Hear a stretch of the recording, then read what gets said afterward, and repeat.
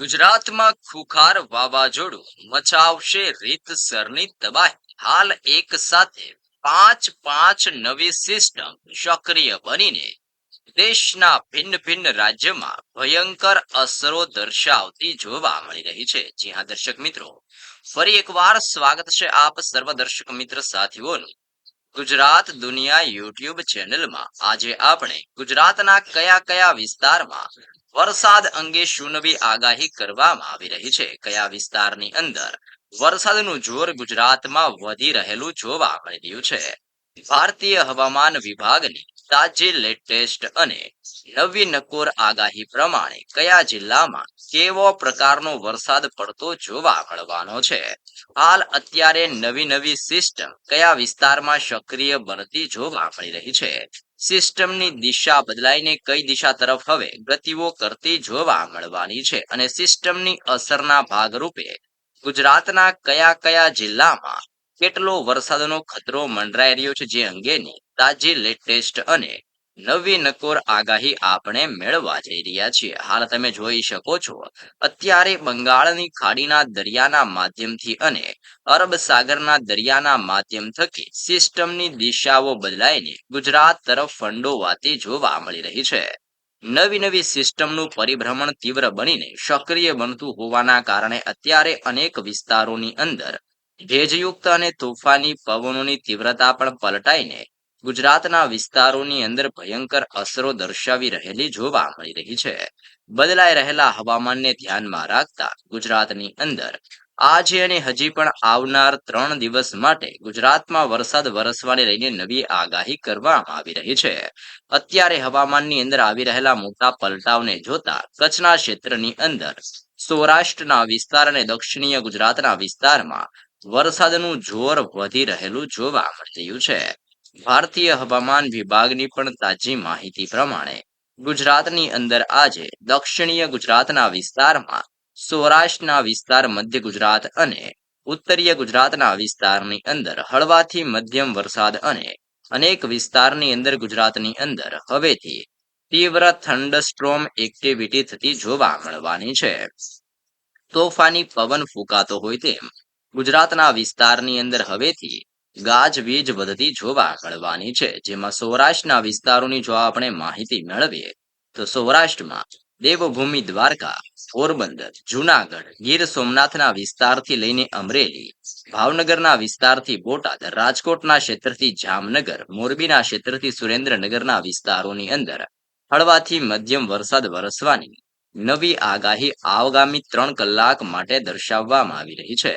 જો તમે લાઈવ સિસ્ટમનું પરિભ્રમણ જોઈ શકો છો તો તેમાં પણ દર્શાવવામાં આવી રહ્યું છે, જેમાં જામનગરના ક્ષેત્રથી સલાયાના વિસ્તારની અંદર અત્યારે મોટા પલટાવ આવી રહ્યા છે. પોરબંદરના ક્ષેત્રથી ભાનવડ, દેવભૂમિ દ્વારકાના વિસ્તારની અંદર પણ અત્યારે તોફાની હલચલ જોવા મળી રહી છે. વેરાવળના ક્ષેત્રથી ઉના, જુનાગઢના વિસ્તારથી અમરેલી અને મહુવાના દરિયાઈ કાંઠાના વિસ્તારની અંદર પણ કાળા ડિબાંગ વાદળો ઘેરાયેલા જોવા મળી રહ્યા છે. અલંગ, ભાવનગર, બોટાદના ક્ષેત્રથી જસદણ, ગોંડલના વિસ્તારથી લઈને રાજકોટ, ચોટીલા, સુરેન્દ્રનગર, મોરબીના વિસ્તારોની અંદર મોટા પલટાવ આવી રહ્યા છે. આમ બદલાઈ રહેલા હવામાનને ધ્યાનમાં રાખતા સંપૂર્ણ ક્ષેત્રની અંદર ગુજરાતમાં મોટા પલટાવ આવવાની શક્યતા દર્શાવવામાં આવી રહી છે.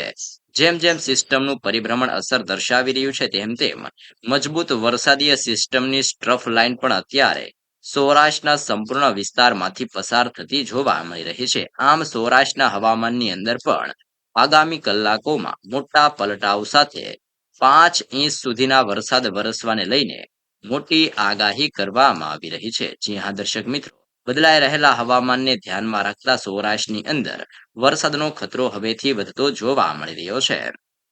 ભારતીય હવામાન વિભાગની લેટેસ્ટ માહિતી પ્રમાણે કચ્છના વિસ્તારની અંદર પણ છૂટાછવાયા સ્થળોએ ગાજવીજ સાથે વરસાદનું હળવું દબાણ કચ્છ ઉપર વધવાને લઈને પણ નવી શક્યતા દર્શાવવામાં આવી રહી છે.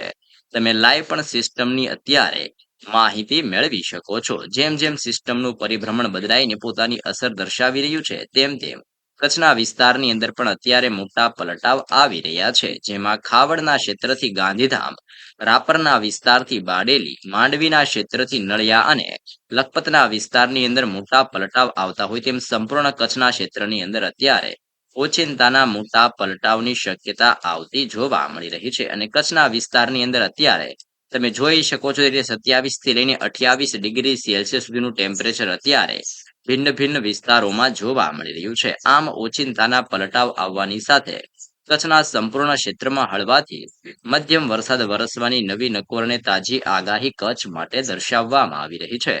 ભારતીય હવામાન વિભાગની લેટેસ્ટ માહિતી પ્રમાણે મધ્ય ગુજરાતના જિલ્લાઓની અંદર વરસાદનો ખતરો વધી રહેલો જોવા મળી રહ્યો છે.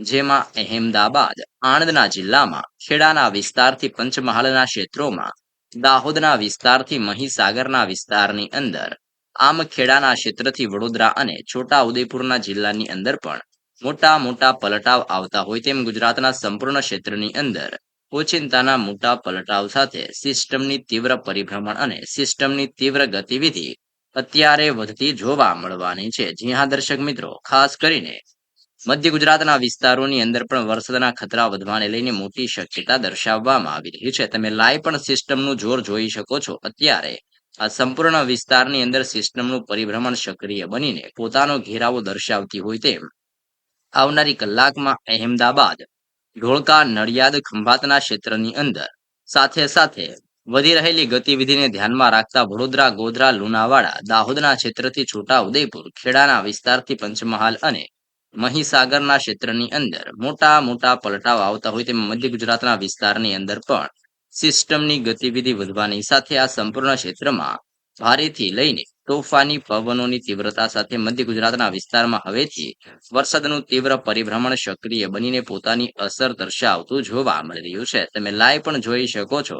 ભારતીય હવામાન વિભાગની આગાહી પ્રમાણે ગુજરાતમાં આજથી લઈને આવનારી 8 તારીખ સુધીની અંદર વરસાદ વરસવા અંગે નવી નકોર આગાહી દર્શાવવામાં આવી રહી છે. જેમ જેમ સિસ્ટમની અસર સૌરાષ્ટ્રની અંદર વધી રહી છે તેમ તેમ કચ્છના ક્ષેત્રથી લઈને રાજ્યની અંદર ઉત્તરીય ગુજરાતના જિલ્લાઓની અંદર પણ અત્યારે તીવ્ર પરિભ્રમણ સક્રિય બનતું હોય તેવા દ્રશ્યો અત્યારે સક્રિય બનતા જોવા મળી રહ્યા છે. જેના કારણે ઉત્તરીય ગુજરાતના જિલ્લાઓની અંદર પણ અત્યારે હવાનું હળવું દબાણ સક્રિય બનીને લો પ્રેશરના એરિયામાંથી ડીપ ડિપ્રેશનના એરિયાની અંદર પરિવર્તિત થતું હોય તેમાં આવનારી કલાકમાં થરાદ, પાલનપુર, ખેડબ્રહ્મા, હિંમતનગર, મહેસાણાના ક્ષેત્રથી રાધનપુરના વિસ્તારની અંદર લો પ્રેશરની અંદર બદલાતી સિસ્ટમ હવે ધીમી ગતિએ ડીપ ડિપ્રેશનના વિસ્તારોની અંદર પરિવર્તિત થઈને મજબૂત ચક્રવાત બનાવતી જોવા મળવાની છે. આમ નવી નવી સિસ્ટમની અસરોને લઈને બનાસકાંઠા, સાબરકાંઠા, અરવલ્લી, પાટણ, મહેસાણા અને ગાંધીનગરના વિસ્તારની અંદર પણ હવેથી વરસાદનો ખતરો અને વરસાદના જોર વધવાને લઈને મોટી શક્યતા કચ્છના વિસ્તારની સાથે ઉત્તરીય ગુજરાતના જિલ્લાઓ માટે મોટી શક્યતા દર્શાવવામાં આવી રહી છે. જો સિસ્ટમની આપણે માહિતી મેળવીએ તો સૌથી વધારે સિસ્ટમનું પરિભ્રમણ અત્યારે બંગાળની ખાડીના ઊંડાણવાળા દરિયામાં પોતાની ભયંકર જોરવાળી સિસ્ટમનું પરિભ્રમણ દર્શાવી રહેલું જોવા મળી રહ્યું છે. હાલ અત્યારે બંગાળની ખાડીના દરિયાની અંદર નવું મજબૂત ખુખાર વાવાઝોડું સક્રિય બનતું હોય તેવા દ્રશ્યો અત્યારે જોવા મળી રહ્યા છે. સાથે સાથે અરબ સાગરના ક્ષેત્રની અંદર પણ અત્યારે એક નવું વેસ્ટર્ન ડિસ્ટર્બન્સ સક્રિય બનતું જોવા મળી રહ્યું છે. આમ સક્રિય બનતી આ બંને સિસ્ટમની અસરના કારણે દરિયાના માધ્યમ થકી હવે આ સિસ્ટમો ગુજરાતના વિસ્તારોની અંદર પોતાની તીવ્ર અસરો દર્શાવી રહેલી જોવા મળી રહી છે. બંને સિસ્ટમની ગતિવિધિને ધ્યાનમાં રાખતા ગુજરાતની અંદર આજથી લઈને હજી પણ આવનાર 7 દિવસ સુધી અનેક જિલ્લામાં ગુજરાતમાં હળવાથી મધ્યમ અને તોફાની પવનોની તીવ્રતા સાથે વરસાદનો ખતરો વધતો હોય તેવા દ્રશ્યો ગુજરાતમાં જોવા મળવાના છે. દક્ષિણીય ગુજરાતના અનેક પંથકોની અંદર પણ અત્યારે મોટા પલટાવની શરૂઆત જોવા મળી રહી છે. જેમાં વલસાડના વિસ્તારથી લઈને રાજ્યની અંદર બદલાઈ રહેલા હવામાનને ધ્યાનમાં રાખતા આવનારી કલાકોની અંદર સુરતના ક્ષેત્રોની અંદર, વ્યારાના વિસ્તારથી આહવા, નવસારીના વિસ્તારથી ડાંગ, તાપીના વિસ્તારથી ભરૂચ, રાજપીપળાના વિસ્તારથી આમોદના વિસ્તારની અંદર, આમ દક્ષિણીય ગુજરાતના વિસ્તારોની અંદર પણ વરસાદનું જોર વધવાને લઈને નવી નકોર અને તાજી માહિતી દર્શાવવામાં આવી રહી છે. આમ ગુજરાતના સંપૂર્ણ વિસ્તારની અંદર આજે અને આગામી 7 દિવસ સુધી ગાજવીજ અને તોફાની પવનોની તીવ્રતા સાથે વરસાદ વરસવા અંગે નવું પૂર્વાનુમાન ગુજરાત માટે દર્શાવવામાં આવી રહ્યું છે.